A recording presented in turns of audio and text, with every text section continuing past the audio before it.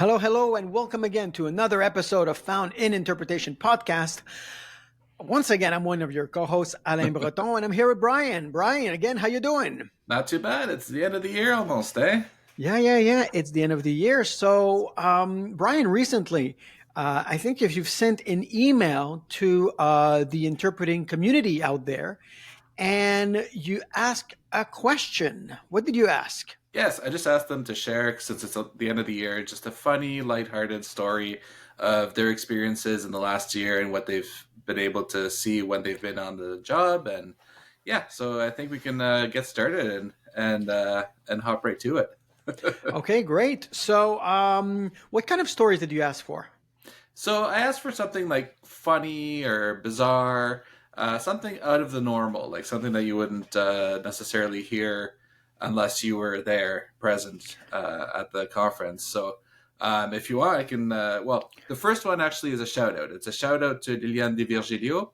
And I'm just going to read it out because this is a really nice message. And I think that actually, like, we should maybe think about adding this to our podcast. Just a quick shout out Yeah, absolutely. if a colleague feels like that they worked with someone who's awesome, then why not?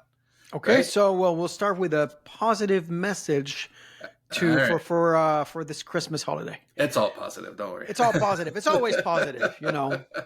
So this one is, I'll just read it. It says, I have worked with Liliane de Virgilio a few times, both with Zoom and on site.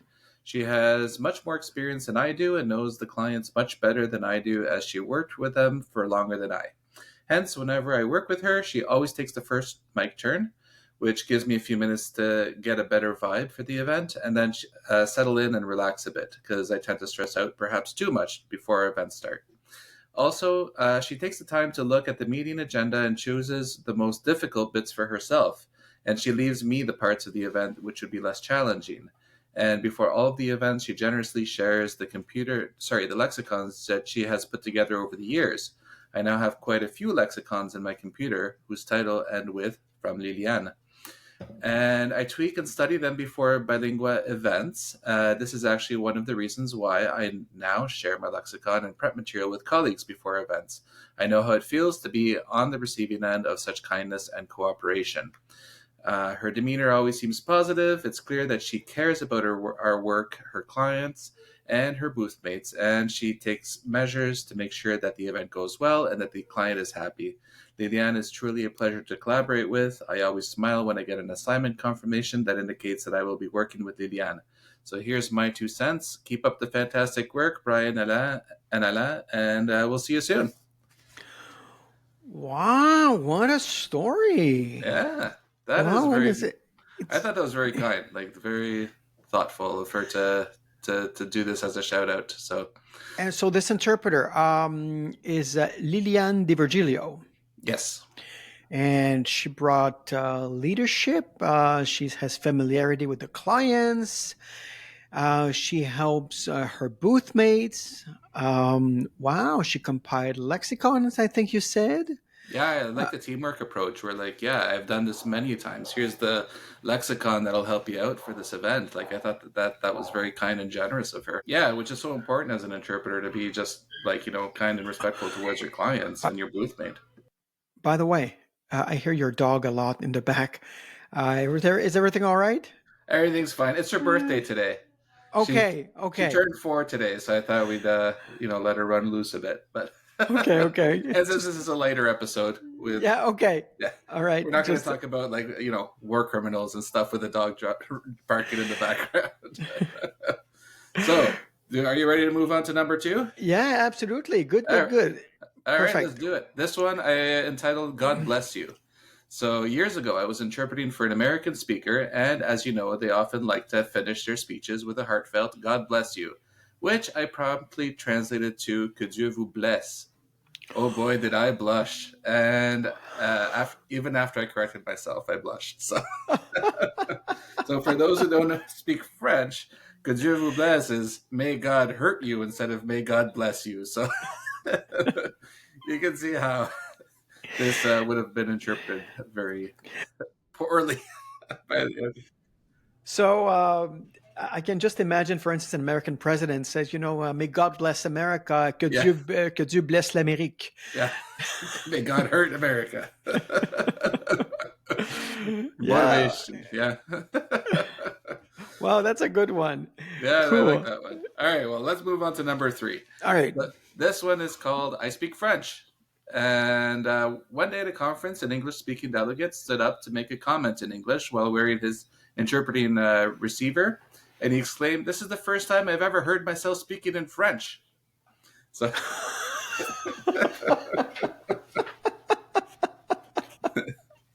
so I guess indirectly it's a shout out to the interpreter for allowing him to hear himself in another language. Wow.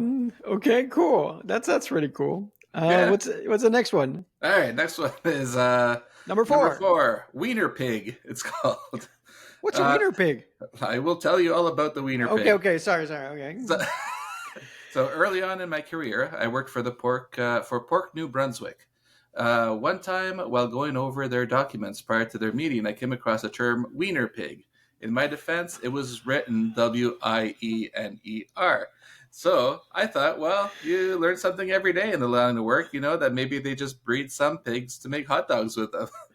So anyways, the document should have read Wiener Pigs as in Weaner.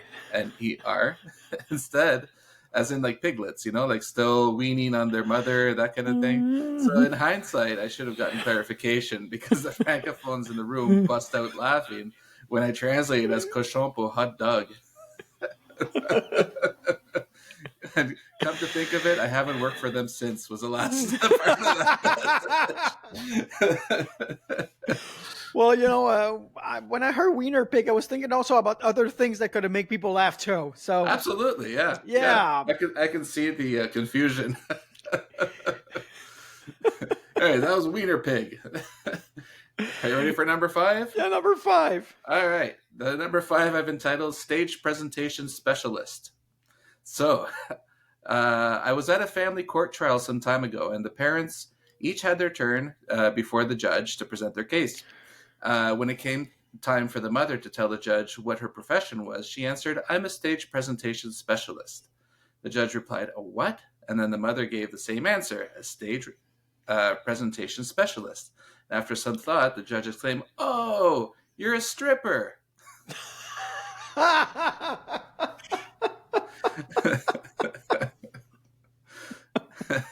And actually, that was the accurate. No way. Yes, it was actually. He was right. A stage presentation specialist. Yes. Wow. Okay. It's like calling someone an engineer without a degree, I'm assuming.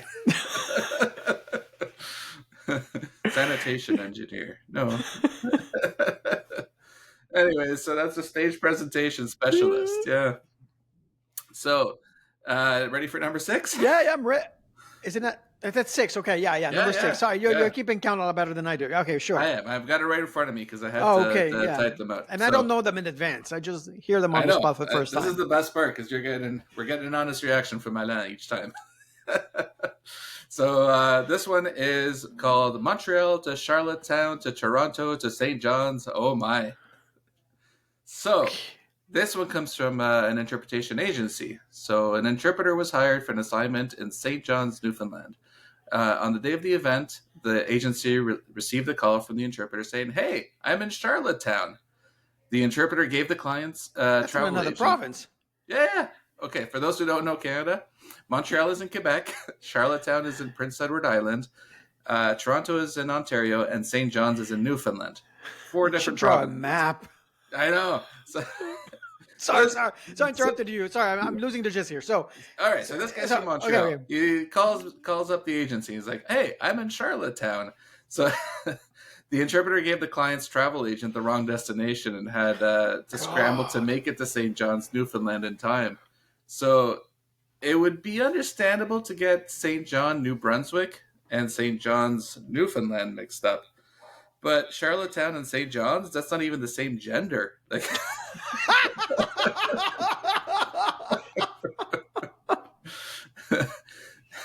that's the end of that one. But oh my god, like yes, imagine like how many hours on a plate? It's probably longer to be on the plane than to actually do the conference So itself. did the interpreter make it on time to the Oh, conference? Got a day late? it I doesn't mean, say, but yeah, he managed to get to St. John's, I guess. So I would love to have more details on this. I would too. That would be amazing. Yeah. Okay. Cool. Wow. That is. Yeah. Got to mix. Yeah. I'm going to Montreal and going to Gaspé instead. Yeah, Starting from yeah, Quebec City. exactly. I don't know. Like, Sorry. but I mean, Yeah. I went to Halifax almost 2 years ago now, and I'm in Quebec City, and rather than having a flight from Quebec to Halifax, I had to go Quebec, Toronto, Toronto, Halifax. Yeah. It's like there's no direct flights from, let's say, Quebec City to the eastern part, and I'm not even sure. I mean, Montreal, there must be some, but flights are very difficult in the east. I mean, to Yeah. get to the east and back and forth when you're not from Toronto. Yeah, I find like you have to kind of backtrack your way a bit and then go back out east, like go west before you It's go like a east. slingshot effect. There you go. Make sure you have enough, sling for Yeah, your trip. bring a few more movies and a good book. That's right. Yeah.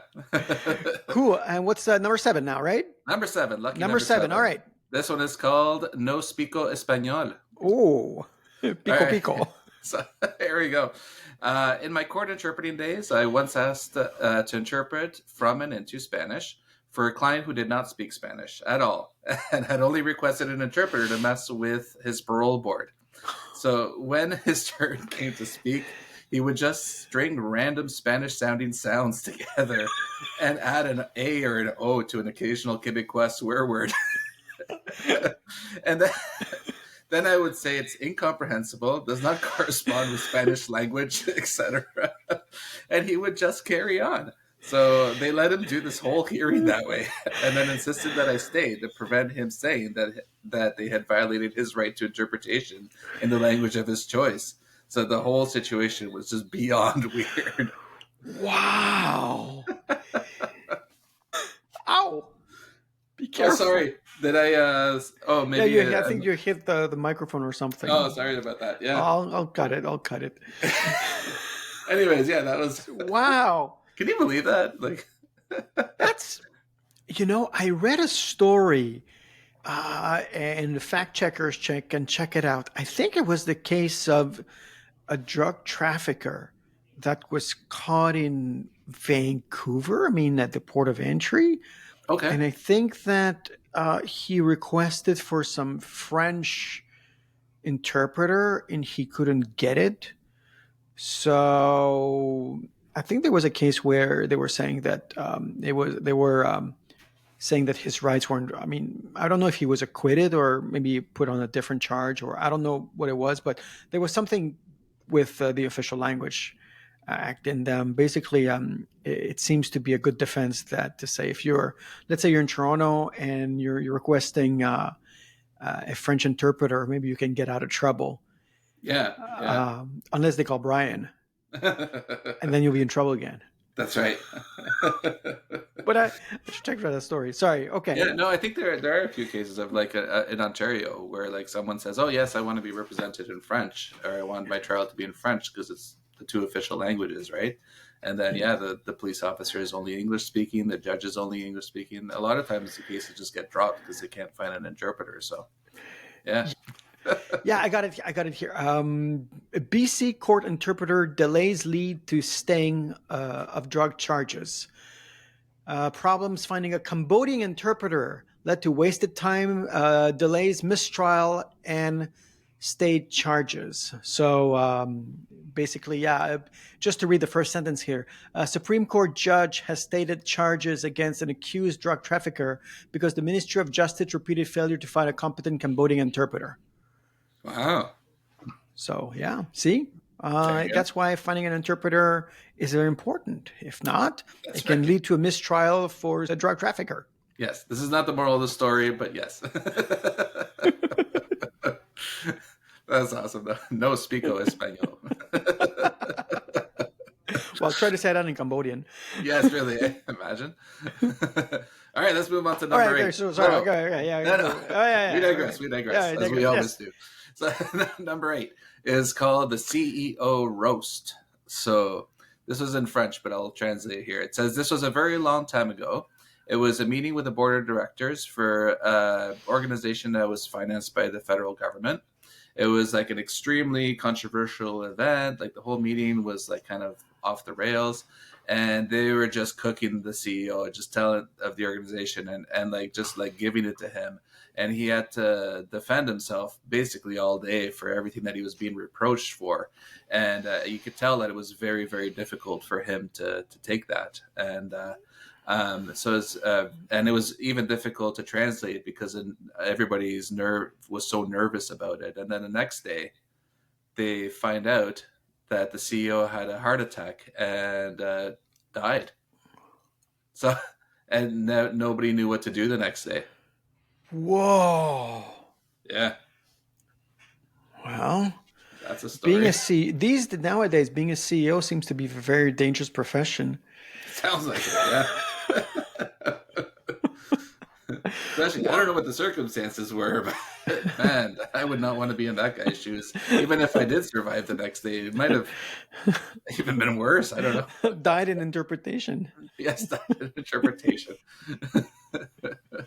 Have you ever been in a situation where someone has died? I don't think I have. Like, No, no, no. Yeah, dead. Yeah, no, no, not really. Not even. I got one time. I was at the about maybe just before COVID. I was in Montreal, and it was for the oil and gas industry. And at the very beginning of the conference, suddenly at one of the tables, there was a guy who obviously didn't look like he belonged in the room, suddenly starts screaming and starts shouting, and he was protesting against this oil company. And they tried to kick him out, and then he glued his hand on the table. So he was screaming in French, "Aye, aye, and he was screaming, it hurts," and I was like, "Well, I'm okay, I gotta be interpreting." So I was like, "It hurts. It's very painful. My hand." Inaudible. Inaudible. My inaudible. hand is glued on the table. What are you doing? Anyway, and then security came and everything. But Oh wow. I did, and people were wearing headphones. It was this old company, so I felt that it was the ethical thing to do to Keep interpret interpreting. what it keep interpreting. So Yeah, I good for did you. continue. Yeah, yeah, yeah. I had a thing once in when I was in Toronto. There was a whole bunch of people from different parts of the world, like mayors and ministers and that kind of thing. And there was one of the mayors from a country in Latin America that had given a presentation.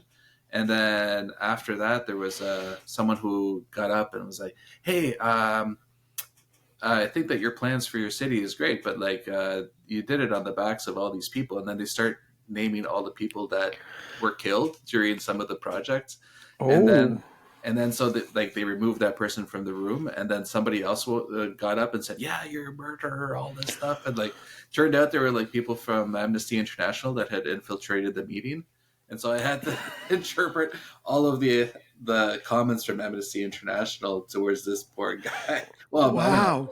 wow. Maybe he's not a poor guy if all this stuff is true, right? But yeah, Alleged. alleged. Switzerland. Don't forget. It's That's right. alleged. So all we can do is interpret. But I was like, oh my goodness, what is this? Yeah, the things that Wow. that happen, eh? Yeah, unusual situations, right? Yeah. So, do you want to hear number 9? Yes, We're on a roll everyone does.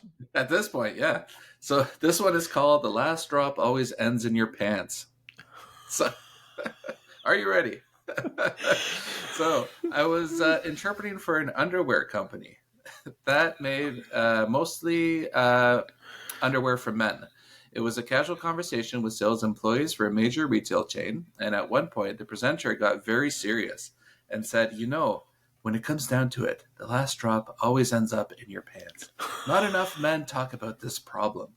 As if it was like a serious disease like prostate or colon cancer. As as a woman interpreter, all I could do was blush as I repeated this with the same tone and inflection, but in French. Um, It's still not specify where the drop originated from. It is not. It is not. We'll need to get some fact checking on where this drop comes from. Looking for the origin of the drop. That's right. We're getting some fact checkers out there on site next time. All Oh my right, but goodness. okay. Number 10. Number 10. Yes. We should have a podcast on how serious that problem is.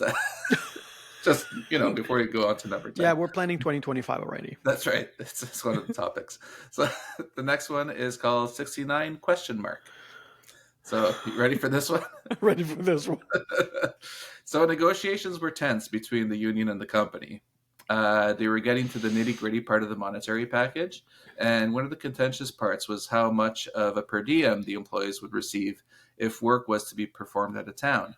They were trying to get a number sort of between the $70 and $80 range due to the rise in inflation, and the company came back with $69. Then one of the delegates from Quebec said, "Moi, je ne refuserai jamais un 69." To which I interpreted word for word, I would never refuse a 69. In a room full of men, they turned to the booth, and when they saw me give the evil eye to the gentleman who said that and my blushing cheeks, they all started laughing, breaking the tension in the room. So the gentleman came back to apologize later and thank me for cutting the tension.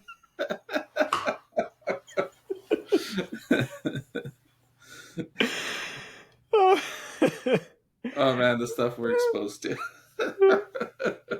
Yeah. The things sometimes that we have to say, we have to interpret, and but that's that. Don't kill the messenger, right? No, absolutely not.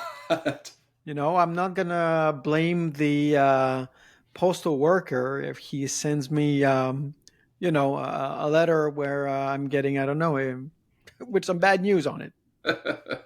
Yeah, he's not the author. But no, it's funny because I had a conference like that when I first started as an interpreter, and I was really into this negotiation between the union and the company, and the union was going through their proposals, and it was just super serious. It was like if we go over this like one last time, make sure everything's okay, then we can probably get this sent out to the members so they can ratify it. And they were so serious, like, this is how much they're offering for money, this is the benefits, this is like the healthcare, and point by point, and then at the very end, the guy that was reading the notes was like, and finally, the interpreter has beautiful eyes, and I interpreted the interpreter has beautiful eyes because I was just in the zone, like trying to get everything correct that he was saying, and then they all knew that they were going to do that to me. So, they knew it on purpose. Yeah, it was an inside joke on their end, so they knew. And so when I said it, they're like, "Oh my god, you got him!" One time, I was a few years ago now. After the lunch break, I was the first one starting again, and it was during COVID. It was some sort of Christmas party, but online. And then suddenly people were saying, "Have you heard the interpreter?" And people were like, and they were just talking, and they were like, "Yeah, yeah, yeah." And they had not officially started yet, but I was listening to them. And they're like, "Is it an AI?" No, no, no, I don't think so. It's a human, I think. So I just turned on a microphone and says, "This is a human being. They're speaking." This is a human being. And then someone didn't hear me and said, let me try something. Le camion de vidange, il a tout crissé tout à terre. So I was like, well, the garbage trucks spread all the garbage all over the place. It works. And they're like, "Oh my God, look, it works." I love it when it's their first time getting interpretation. Yeah. Anyways, that completes the top 10, my friend. Yeah. Okay. Yeah, that was a good one. It was short, but it was sweet. All right. Well, so we'll be back for one last before the end of the year. Yeah. We'll do a little Year in review. overview. Yeah, a year in review. Let's call it like that. Yeah, let's do it.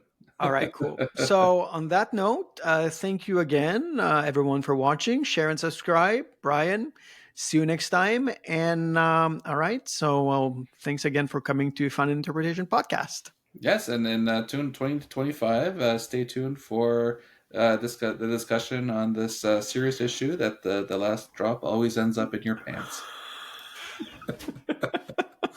Before or after the 69? Okay. I don't know. See you later.